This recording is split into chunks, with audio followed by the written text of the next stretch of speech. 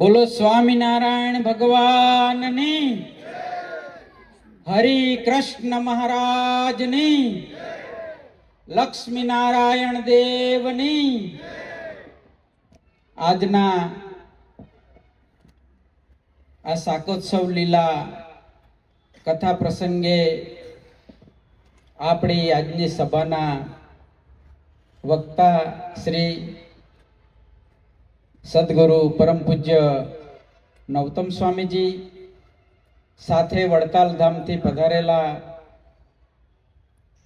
પૂજ્ય દેવ સ્વામીજી, પૂજ્ય માધવ સ્વામીજી, પૂજ્ય હરિપ્રકાશ સ્વામીજી, તેમજ સર્વે સંતો, મારા પંચમહાલના મારા સ્નેહી, મારા વડીલ સંતો, પરમ પૂજ્ય ઇન્દ્રજીતજી મહારાજ, પરમ પૂજ્ય વિક્રમદાસજી મહારાજ, પૂજ્ય કરણદાસજી મહારાજ, તેમજ પૂજ્ય પ્રેમદાસજી મહારાજ, પૂજ્ય બાપુ તાજપુરાથી પધાર્યા છે. બાપુની તબિયત નાદુરસ્ત હતી.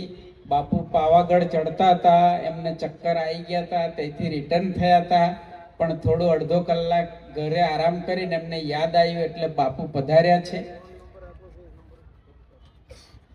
હવે 8 વાગ્યા પહેલા આપણે આરતી કરી દેવી છે અને પછી પ્રસાદનું ચાલુ કરી દેવું છે. એ પહેલા ચોખવટ કરી લઉં એટલે તમને બીક ના લાગે મારી. આજે ખૂબ સરસ વાત પરમ પૂજ્ય નવતમ સ્વામીએ કરી, સંતોના ખૂબ સરસ આશીર્વાદ મળ્યા. કેશવ સ્વામીએ બી ખૂબ સરસ વાત કરી કે ખરેખર નવતમ સ્વામીએ વાત કરી ભીષ્મ સ્તુતિની, એટલે મને યાદ આવી ગયું કે મહાભારતની અંદર એવી ઘટના બની કે જ્યારે મહાભારતનું યુદ્ધ પૂરું થયું, આ બાજુ 18 ક્ષોણી સેના, આ બાજુ 18 ક્ષોણી સેના, લાખો સૈનિકો, સેનાપતિઓનો કચ્ચર ઘાણ વળી ગયો. અને એવું કહેવાય છે કે અભિમન્યુને જ્યારે મારવામાં આવ્યો નિયમ વિરુદ્ધ, ત્યારે બધાને એમ હતું કે આટલા મહાન યોદ્ધાઓની મતિ આવી કેમ ફરી ગઈ કે અભિમન્યુને એ ધર્મને બાજુ પર, નિયમને બાજુ મૂકીને માર્યા. કારણ કે અભિમન્યુ માટે એવું કહેવાય છે કે એ સેનાની અંદર આવેલા 10 લાખ સેનાપતિઓને અભિમન્યુએ મારી નાખેલા. કેટલા? 10 લાખ સેનાપતિઓને મારી નાખ્યા હતા. અને કૌરવોના 444 દરેક પુત્રને મારી નાખ્યા. કર્ણના 4 પુત્રને મારી નાખ્યા. અને ત્યારે નક્કી થયું કે જો આને નહીં રોકવામાં આવે તો એકલા લડીશું તો કોઈ મહારથી આની સામે બચી શકવાના નથી. એટલા માટે એ બધાએ નિયમને નેવે મૂકીને બધાએ ભેગા થઈને અભિમન્યુનો વધ કર્યો. અને આજે પણ કુરુક્ષેત્રની રણભૂમિમાં ત્યાં માટી લેવામાં આવે ને ત્યારે માટી લાલ રંગની નીકળે છે. આ વાત હું એટલા માટે કહું છું કે આવું ઘનઘોર યુદ્ધ થયું ને ત્યારે યુધિષ્ઠિરને જબરજસ્ત પશ્ચાતાપ થયો કે આ બધા સગા સંબંધી, ગુરુજનો, મહાપુરુષો, રાજાઓ મારા કારણે મરાઈ ગયા છે. એને ખૂબ પશ્ચાતાપ થયો. અને ત્યારે એ પિતામહ ભીષ્મ પાસે એની પ્રાર્થના કરવા ગયા. અને ત્યારે પિતામહ ભીષ્મએ જે વાત કરીને એ સાંભળવાની છે. આજે આપણે 2 લીટીમાં કહી દઉં. પિતામહ ભીષ્મએ કીધું કે અરે તમે કેવી વાત કરો છો, કે તમે આવી ચિંતા કરો છો, કે તમે આ ગ્લાનીમાં પડ્યા છો, કે આ બધા કોઈ યોદ્ધાઓ જે આ રણભૂમિમાં મરી ગયા છે, કોઈ માળા કરે એવા નતા, કોઈ યજ્ઞ કરે એવા નતા, કોઈ કથા સાંભળે એવા નતા, કોઈ શાસ્ત્ર કરે એવા નતા, કોઈ તપ કરે એવા નતા, આ કાંઈ કરે એવા નતા. આ લડે યોદ્ધાઓ હતા તો લડવા સિવાય કાંઈ કરે એવા નતા. આ તો કૃષ્ણ પરમાત્માનો મહાસંગ્રામ છે. આ તો કલ્યાણની મોટી લીલા હતી કે આ યુદ્ધ ભૂમિની અંદર આ ભારત વર્ષના તમામ મહાન યોદ્ધાઓને ભેગા કર્યા. અને એમાં 7 ઘોડા અર્જુનના રથ ઉપર સવાર કૃષ્ણ પરમાત્મા અને મગટધારી, હાથમાં સુદર્શન ચક્રધારી કૃષ્ણ પરમાત્માના અલગ ઝલક જેના દર્શન થઈ ગયા ને એનું પણ પરમ કલ્યાણ થઈ ગયું છે. ભાઈ તમે ક્યાં વાત કરો છો? ગ્લાનીની ક્યાં વાત કરો છો તમે? પશ્ચાતાપની ક્યાં વાત કરો છો? આ તો પરમ કલ્યાણ પામી ગયું છે. અહીંયા જે મર્યા ને તો પરમ પદને પામી ગયા છે. એમ ભગવાન સ્વામિનારાયણ જાણતા હતા કે આ કળિયુગમાં ભજન નહીં થાય, એકાદશી નહીં થાય, ચાંદ્રાયણ નહીં થાય, આ બધું નહીં થાય. ભગવાન સ્વામિનારાયણ નૌતમ સ્વામી ના કીધું, અમારા સંતોને આમ કરે છે એટલે કે આ બધા ચોખ્ખા ઘીના. એમાં અમારે ઇન્સ્ટાગ્રામમાં તમે જોયું હશે, અલગ અલગ સંતોના વિડીયો મૂકે છે કે લાડુડી શાક ખાય છે, લાડુડી રાસ રમે છે, લાડુડી આ કરે છે. શું કરવા? અરે ભાઈ, અમારા બાપ સ્વામિનારાયણ ભગવાન એમણે એટલું બધું તપ કર્યું છે કે એમણે પોતાના માતાના દૂધ ધાવેલું દૂધમાંથી બનેલા રુધિરને પણ સૂકવી નાખ્યું છે. કોના માટે? એમના દીકરાઓ માટે આ બધું કરેલું છે. આપણે સ્વામિનારાયણ ભજન કરનારા માટે કર્યું છે.